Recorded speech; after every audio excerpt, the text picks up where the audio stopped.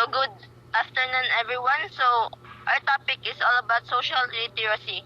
Ako ang first reporter. My name is Laribel C. Caballes. So social literacy. Social literacy entails the development of social skills, knowledge, and positive human values toward the desire and ability in human beings to act and react positively and responsibly in a wide range of complex social settings. This can be acquired through social process of inquiry, values, exploration, and social decision making that relates to the acquisition of knowledge and understanding. So ang social literacy is dito mo madedevelop ang mabuting pakikisalamuha sa ibang tao. We usually develop social literacy in school, gatherings, events, and so on. Diba when we go to school, gathering, events, and so on, we should interact with other people so that we can develop good communication to others. So through social literacy, we develop social skills. So ang social skills is ako nang i-discuss later. So knowledge. So it is the knowledge of how to behave and treat other people appropriately. For example, someone asks you where is the remote, so then you reply na imong mama remote. So that is not a proper way of responding to your sa imuhang kaistorya. So second is positive human values. So it is virtues that human beings should do to respect, consideration, appreciation, listening, and empathy, love, and etc. So sa true literacy makukuha din ang sa pagtanong sa mga bagay-bagay about life situation, like for example talking stage, diba? If you want to know that person, you must ask question about her identity, the like and dislike, favorite foods, and so on. So your values exploration is to know yourself more, like you explore more so that you can understand yourself and to help determine life priorities. For example, a person who values wealth might prioritize their career, while a person who values family might try to spend more time at home. So social decision example for this is evaluating a collection or job candidates when making a hiring decision. So next is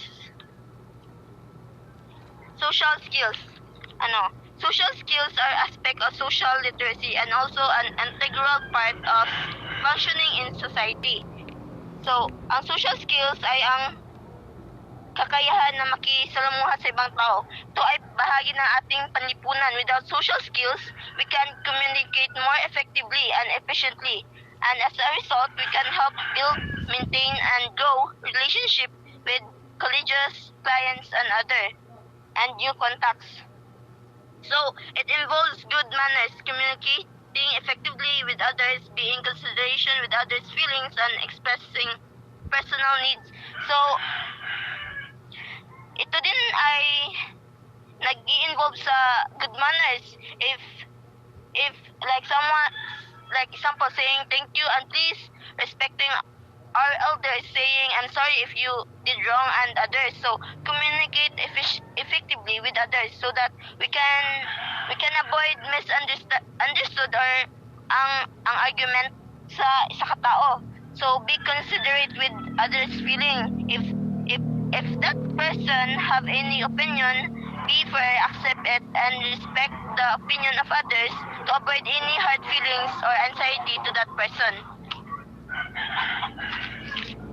Next is two types of social skills.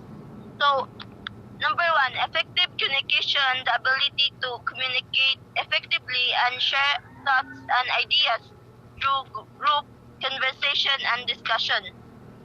So, we have conflict resolution. So, the best example of conflict resolution is like it's active listening. It involves hearing their words by also understanding their underlying emotion and concerns. So, ang empathy, so So, for example, you likely smile and take the trouble to remember people's name. So, di ba if kanang we don't know that person, we usually smile to act like we do remember that person, but inside your mind, you don't. So, third is respect. This is the common things you should do. Respect others if you want to get respected also.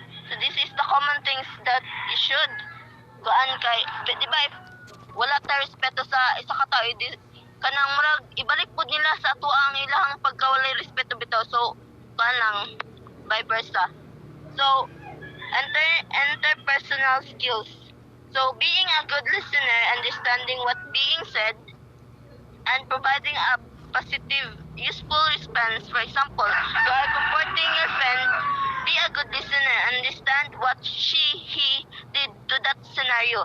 And if your friend did wrong, advise in a good way, make him feel better. Kanang dili ka imo pang samutan o kanang kuan imo pang samutan og istorya niya. Nana siya gi problema bitaw niya. Kanang tungod lang sa imuhang isa lang kamali nimo na kan istorya niya. Kato na tayo is down na kayo. So, murag imo pang gidungagan iyang hinanakit bitaw. So, kuan, active listening. So, pay attention if that person is talking. The important matter, especially in relationship, kuan, especially in school, kuan di ba pag kanang mag-ano ta sa kuan dapat is ato ang mind is kanang throughout the lesson is kanang active jud kay para if mahuman man ang kanang kuan mahuman man ang ato ang pag kanang sa eskwela is kanang pagtinguli na is ato kato na kanang discussion is ano pa nato ma-remember in the next day. So relationship management, it is the ability to understand other people's moods, behaviors, and motives that you can improve the quality and connection of your relationship. Example, so if that person is moody, I will understand that behavior so that we improve our connection towards our relationship. Problem solving skills, to help them solve their own feeling or emotional battles. So, next is kuan. Improving social skills can be improved by focusing on sustaining desirable attitude and eliminating those undesirable ones. So there are distinct advantages. I have example that. So to improve your social, So sa giingon pa diri sa iyahang kuan, if you, di ba, for example, you have a company diri sa pag kanang to focus daw sustaining desirable attitude and eliminating those undesirable ones. So diri ang akong example is, for example, you're having a new company. So your company have a new investor located in the Thailand, which have another language. So for better communication, you should be able to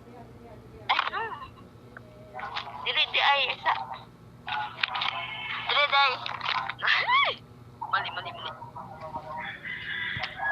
So, for example, sa improving social skills can be improved by focusing on sustaining desirable attitude and limiting those undesirable ones. So, di ba if, for example, is kanang imong friends is kanang alok o kanang kuan magdula mo. So, if nakay kanang desirable attitude, kato na game is nag-enjoy ka ato na kay happy moments ato na pagdula ato, like nag-enjoy ka sa imuhang pagplay. Pero pag nakay undesirable ones na attitude is kanang murag ang imuhang pag kanang duwa ato is wala ka na enjoy kay murag nakay mga negative thoughts bitaw na hunahunaan while nagduwa mo games, murag wala ka nalipay na kanang scenario. So there are distinct advantages to having well-developed social skills. We have 5. So more and better relationships. So identifying with individuals leads to more relationship and at times friendship. So if you met a new people, at least appear to be more interested in them. For example, you have new classmates, so you need to be more approachable so that your relationship toward him is become better and good. So sa better communication, so relating with people and being able to work in large groups naturally develops one's communication skills. So ano ang example? Kanina nabasa for. For example, you are having a new company, so your company have a new investor located in the Thailand, which have another language. So for better communication, you should be able to speak the same language to them or probably having a communication skills so that everyone have a good negotiation because everyone understand each other. So di ba if magtukag ka ng lain countries, dapat kanang nakay learning sa ilahang pag-speak kay para what if magpalit ka dito tapos wala ka balo sa ilahang kanang tagpila ang ingani. So dapat if magto ka country sa laing lugar is nakay kanang learning about their language. So with efficiency. So if you are good with people, you can more easily avoid being with the people you do not like as much as others. So example of sa greater efficiency, if you don't want to spend time with John because you don't like him or he cannot help you with particular issue or I mean particular kanang kuan dili siya makatabang sa imo because you do not have kanang murag wala may kanang similar na interest ba sa isa ka kanang sa di ba if kanang naakay gusto makauban is dapat gusto nimo is ka-vibe nimo. So murag dili nimo maano ang isa ka tawo kung kanang murag dili mo ka-vibe ba. So dapat ang imong murag dali ra siya nimo ma-reject kay na tao kay dili mo same og vibe kanang imong gusto din na pagkaon is dili niya gusto. So magdali ra nimo siya ma-reject kung kabalo ka sa imong kuan sa imong kagalingon na ay dili ko ni gusto na tao. So advancing career prospect. So most worthwhile jobs have a people component, and the most lucrative position often involve a large amount of time spent interacting with employees, media, and colleagues. So, for example, you are the people can remain isolated in the office and still excel in the job. You have the ability to work well in a team and to influence, motivate people to get the things done. So, mano to ang example niya. So, increase overall happiness. So, getting along and understanding people will help to open many personal career-related doors. So, for example, you getting confident to start conversation at a work-related. That small conversation unexpectedly lead you to new job offer. A smile and hello in social situation may lead to a friendship being formed. That's all. Thank you, guys.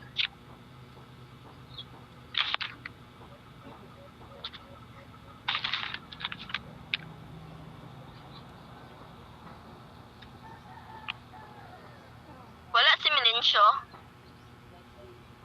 Wala dai. Kisay sunod di Melencio, kamo na lay sunod. Ako na isunod dai. Sige, ikaw.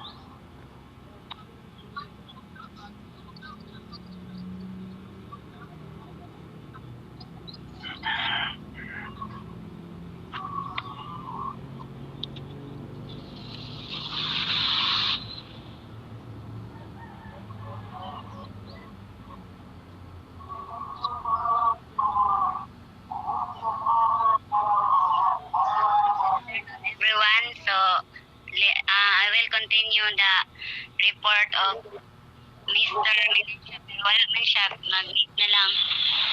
Supposed to be, siya dapat ang sunod ni Juan ni Lorabel. Pero ako na lang, dire na lang, i-continue lang nako sa my topic is all about recommend tools in enhancing emotional intelligence. So, the first one is emotional literacy workshops. So, this will help teachers to communicate with students, recognize and manage emotions, and increase self-awareness. So, ang emotional literacy workshop is makatabang sa mga teachers to communicate with students, no, para na maka-recognize bitaw o makaibalo siya nga mo manage sa emosyon sa tagsatag sa ka-students. Kay di ba lahi man jud og mga emotions ang mga estudyante, no? And then para po pinagi po niya na sa emotional literacy workshop is ma-increase ang ilang self-awareness. And then next is emotional literacy museum. So, it is a self-directed learning experience that teaches about the physiology of emotions, emotional regulation, and emotional literacy. So, ang Emotional Literacy Museum is directed sa imong kaugalingon nga kahibalo nga kana bitawng nga moinungdan nga diri bitaw ka maka-express diri ka maka-express sa imong emotions through sa di ba nakabalo naman ta kung sa nang museum, no, kanang ato lang familiar naman ni sa ato, di ba, kanang makita nato nga kanang naa sa kanang usa ka museum is mo na siya ang kanang narabay mga artist dira is kanang nagkalalay ba ang mga artworks na ilang gibuhat dira through sa katuang mga gibuhat nagbuhat nga gibuhat sa mga kuan mga tigbuhat ato nga kuan is kanang makita nimo kanang nakita bitaw nimo sa museum is kanang diha nila gina-express ang ilang emotion kanang na sila emotion bitaw nga kanang sa panahon nga ila tong gibuhat kung unsa to nga concept ang ilang gibuhat nga sa artworks na makita nato sa museum. And then next is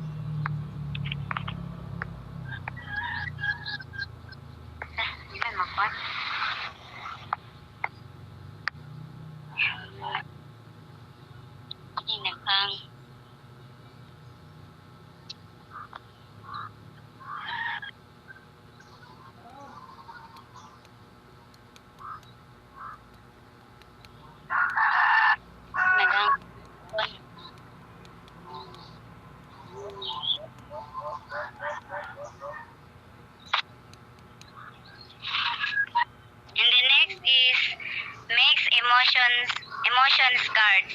So it is a beautiful deck of tarot-like cards of feelings labeled with feelings and synonyms.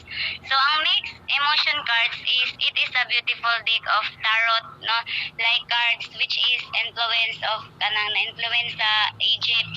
So nagalalahi og emotion ang possible nga ma-feel sa usa ka tawo bitaw. Kanang diri apod matabangan sa mixed emotions cards ang mga students to recognize different kinds of emotions para nga may balan dito kung unsa nga na emotions ang na-feel sa usa ka tawo. And then next is emotion cards. So it is an evocate playful moon-faced illustration of emotions, open-ended without labels. So kuan kanang it is usually seen by online meeting kanang makita nato sa mga online bitaw like aning gibuhat nato karon or through through different devices na tungod kay from the word emotion cards is kadalasan makita sa mga meeting. So diri bitaw maka-learn ang mga students na ma-recognize ang kanang unsa na sa nga itsura sa different nga emotions na na-feel sa na-feel sa And then number 5 is biodots. So it is a simple reminder that emotions are part of our physiology. So ang biodots is kay diri na to makita ang nagkailalay nga kanang gagmay bitaw kay nga dots kanang makakuan man nang gamay nga dots is which is ang katong nga dots is nay mga corresponding color na example sa color nga purple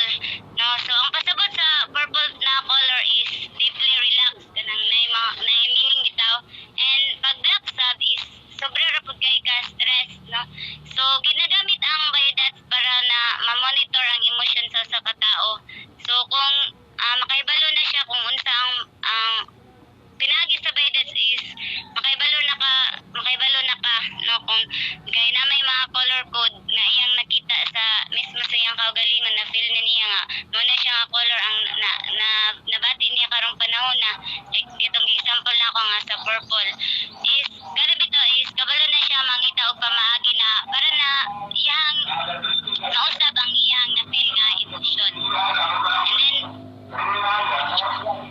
And then next is bingo emotions. So ang bingo emotion, it is typically a classic bingo game played with emotion. So kisa may nagadula diri og kanang kuan bingo. Kanang makakuan mo na kanang bingo game bitaw, no?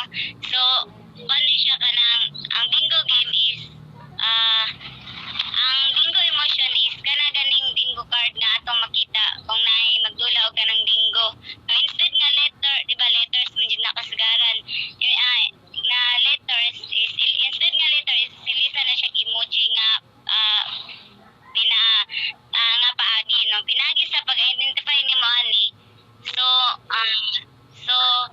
sa emoji is may bala nimo ang emotion sa usa ka tao pinaagi sa card sa ilang ipakita pud sa aba kayo dapat mo persada. Yeah. And then hanap dapat next is feeling faces. So feeling faces, these are photos of real people and data about how survey respondents evaluated each picture. So ang feeling faces is kanang ginagamit bitaw para makita ang reaction sa mga students or sa katao nga kanang based sa picture nga ilang gipakita. And then next is 6 seconds emotional intelligence assessment. So it provides feedback about the way one uses EQ and how to improve in this area. So nganong gitawag man ni nga 6 seconds emotional intelligence assessment. Tungod kay naay ginatawag nga it takes 6 seconds for those molecules absorb back by the body, no, after you had a reaction. So this assessment help to measure the development of emotional intelligence of the students. So next is the two. No, it is an activity that intends to imitate an animal behavior and gesture that ends with reflections and group sharing. So ang dazo is usa ka activity nga which is ang mga students is kanang mas makatabang sa maka-observe ito sila sa animal behavior and gesture kanang mga kanang ma-compare bitaw nimo ang behavior and gesture sa tao, no, para makita niya kung unsay naa sa ila sa similarities o unsa pa nilang differences between sa katong kaning sa hayop o sa tao. So aron na ma-recognize bitaw ang tagsa-tagsa nga emotions o giunsa nila pag-express, no? So kining activity is mag-intro sa pag-share o reflection o sa pag-group sharing kung unsay mong na-learn ato. And then next is face workshop. It is an activity in which partners face each other while showing different facial expressions and qualities that ends with reflections. So ang kaning face workshop is usa ka activity nga naay duha ka partners nga involved aning activity. So ang ilang buhaton ani is pinagi sa pag-face og nagalahi nga facial expressions, either happy ka or sad bana ang makita nimo sa ilang matag usa nga kanang sa naong, no? So kining activity is maghatag gyapon og kanang mag-reflections, no,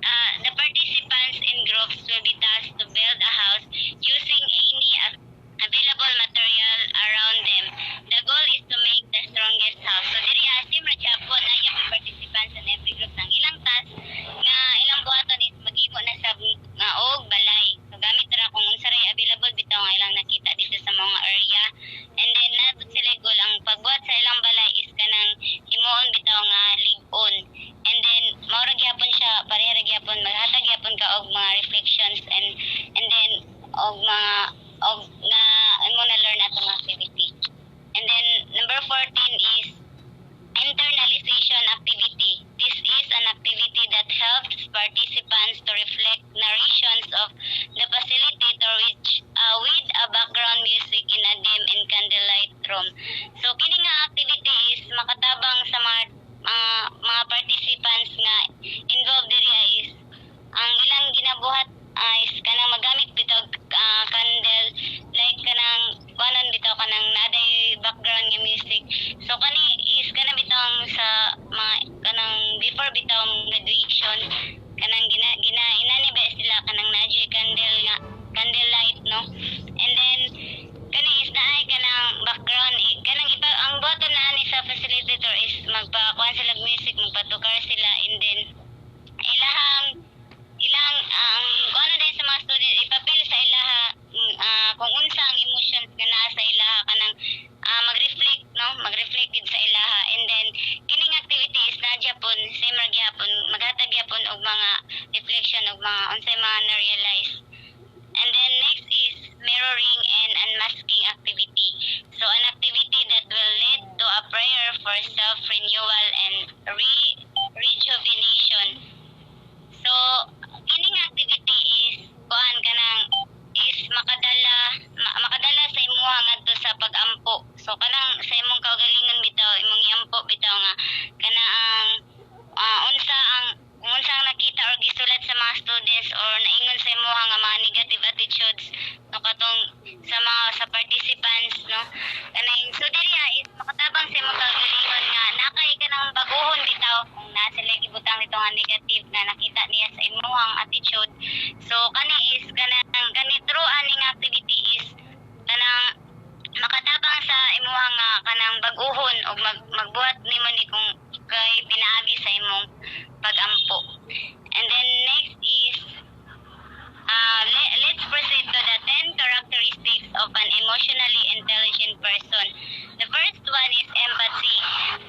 Is the capacity to understand or feel what another person is experiencing from their frame or reference, or the capacity to place oneself in another position.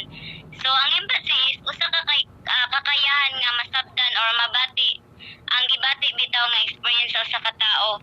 So na atong ibutang ang atong kaugalingon sa posisyon bitaw sa laing tao. Ang empathy is mali siya ang magtugot sa tuang maminaw o makasabot sa mga tao nga naay dinatubang bitaw ang mga soliran like sa problema sa kinabuhi. So ang imong buhaton is ana is maminaw kay basin pinagi sa imong pagpaminaw bitaw makatabang naka sa usa ka tao. Like sa example sa imong barkada is na mga soliran nga giatubang. So pinagi sa empathy is mo ni siya nakakakayahan nga maminaw kung unsang nabati pud sa unsay mga na-feel nga mga gibati pud sa uban. And then number 2 is self-awareness. So is the art of understanding yourself, recognizing what stimuli you're facing and then preparing for how to manage yourself both in a proactive and reactive manner. So ang self-awareness is morning aduna na kay kahibalo bitaw sa imong kaugalingon nga kabalo na ka sa imong buhaton kung aduna kay atubangon like na kay mga soliran or mga problema. So sa laktod nga pagka-istorya bitaw is kanang kabalo na ka mo handle sa imong kaugalingon kay aware na ka sa imong kaugalingon kung unsa ang imong buhaton. The next is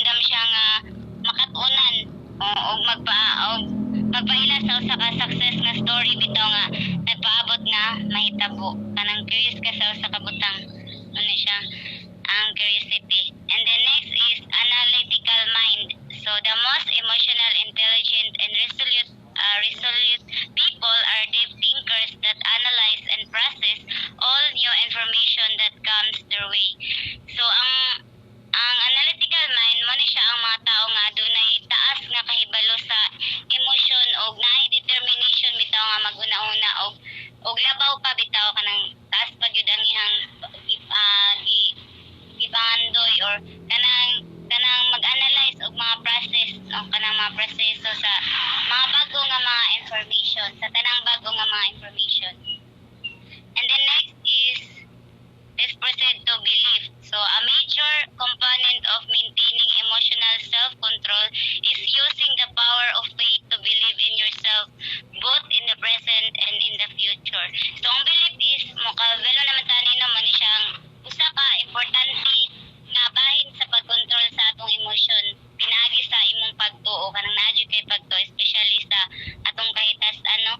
So tanan man jud diri is nagasalig jud ta ana. So kung aduna kay pagsalig sa kahitasan is kanang sa imo pong kaugalingon napog kay salig no kinahanglan pod ikaw mismo aduna kay dakong pagtuo sa imong kaugalingon dili lang karon nga karon nga panahon is apan sa umaabot pa gyud. And then next is needs and wants. So the emotionally intelligent mind is able to discern between things that they need versus things that would be. So nice to have or that classify more apply as wants. So ang kaning needs and wants is aduna kay kahibalo sa emosyon. Makabalok bitaw ka sa pagpili sa mga butang nga imong kinahanglanon no, kumpara sa mga maayo unta nga adunay kanang nga mas classify bitaw sa gusto. And then next is passion. So inspired leadership and love for what you do is born from having a passion for a subject or people. So ang passion is mo na siya ang pagigugma nimo sa imong ginabuhat or kanang like example maayo ka hilig nimo ang imong nakahiligan nga buhaton kanang imong ipakita sa mga tao bitaw nga nakapalibot sa imo like hilig ka sa butang nga sama sa kanang sa music kanang passion nimo nga ganan ka magkanta literature or magdrawing ka dira or sayaw. So inana ang mga kuan. So ang iyang pagkahilig ani nga butang is maghatag og inspiration og kadasig bitaw aron nga mahimo ang mga gikahiligan nimo kanang kumbaga love nimo ang imong kinabuhat. And then next is optimism. So if you want to increase your opportunities, improve your relationship and think clearly and constructivity, your best position to maintain attitude of all the things that we try and influence. So ang optimism is kung gusto nimo nga madugagan ang imong mga opportunities or kanang imong mapalambo ang imong mga relasyon. So ang labing maayong nga buhaton is kanang magpabilin bitaw ka nga positibo sa tanang butang. Kanang i-clean jud nimo ang mga negative kay kana dili jud ka magmalamboon ana. Kung kanang mga negative lang imong naon dapat imo jud iguan sa imong kaugalingon nga dapat positive jud always. And then next is adaptability. So emotionally intelligent people recognize when to continue their course and when it's time for a change. This vitally important recognition and ability to make swift decisions in your best interest is called adaptability. So kaning adaptability is man siya ang mga tao nga adunay kahibalo sa emosyon nga makahibalo na kung kailangan pa ba nimo nga ipadayon like kaning atong course no karon kaning ipadayon pa ba nato ni so kay kaning nga ang kaning adaptability is kabalo na kamo kanang mo decide no na kung ang ipaba nimo ni padayon or dili. So kanang kung kailangan na ba nimo og kanang bag-o bitaw nga direksyon. So kaning adaptability is dako kayo nga makaila og makahibalo ta sa paghimo og madasig ta og makahibalo na ka sa mga desisyon na imong pagabuhaton. So kanang inana nga kuan pamagi is matawag na siya nga adaptability. Imong na-adapt bitaw. And then next is desire to help others succeed. So an emotionally intelligent person is interested in overall success and achievement not just for themselves but for their peers. So ang kaning desire to help others succeed is ang mga tao bitaw nga adunay kahibalo sa emosyon is kanang makahibalo na kamutabang sa uban. So like for example sa success bitaw og sa mga achievements. So dili lang sa tong kaugalingon ta magbuhat ani kundi pati pod sa uban no tabangan nato aron nga daghan pod ang magmalampuson. next is let's proceed to people skills. According to Rifkin 2009. So the first one is ability to effectively communicate, understand, and empathize. So kani diri is naay abilidad bitaw or kahibalo nga maki-communicate or mo sabot og kanang kung naay magpa-emphasize no kanang kay nanay kabalo bitaw nga makigwa na to nga sa usa ka tawo nga nanay kay maki-communicate jud ka sa iya hagyod.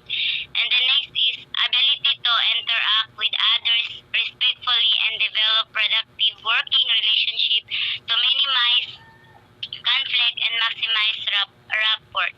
So kaning number 2 is naay abilidad nga makik-interact sa uban or kanang sa kwan pa sa to nga term is makik-socialize no kanang naabitaw kay kwan pod respeto kay importante jud nga kanang mga ikagwan sa idea sa uban is na jud kay na jud respeto bitaw nga kanang i-develop na aron nga ang inyong bitaw relationship nimo sa imong isig ka tawo is mag-work bitaw. Kay importante jud na jud panagsabtanay pod no para nga ma-minimize pod ang mga conflict bitaw nga magbuhat. And the next is last one.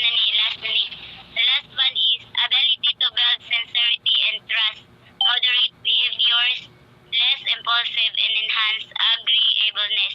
So ang diriha is naay abilidad nga mag-build og sincerity and trust sa imong kaugalingon. Dapat sa imong kaugalingon good mismo magagikan nga nadyo kay kahibalo bitaw kung magkabalo sa imong kaugalingon is na kay kahibalo ka mag-build og trust no kanang nadyo kay salig kay aron na makahibalo sad ka mag-build og sincerity and trust pod ngadto sa uban dapat di mo may buhat kung ikaw mismo sa imong kaugalingon wa kay salig. So dapat mag-una gid mismo sa imong kaugalingon and other sir ka makabuild og trust ngadto sa uban. So that's all. Thank you guys.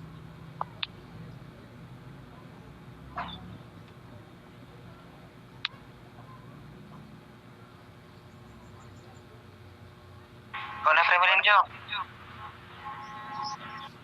Wala na time. Oo ni ay.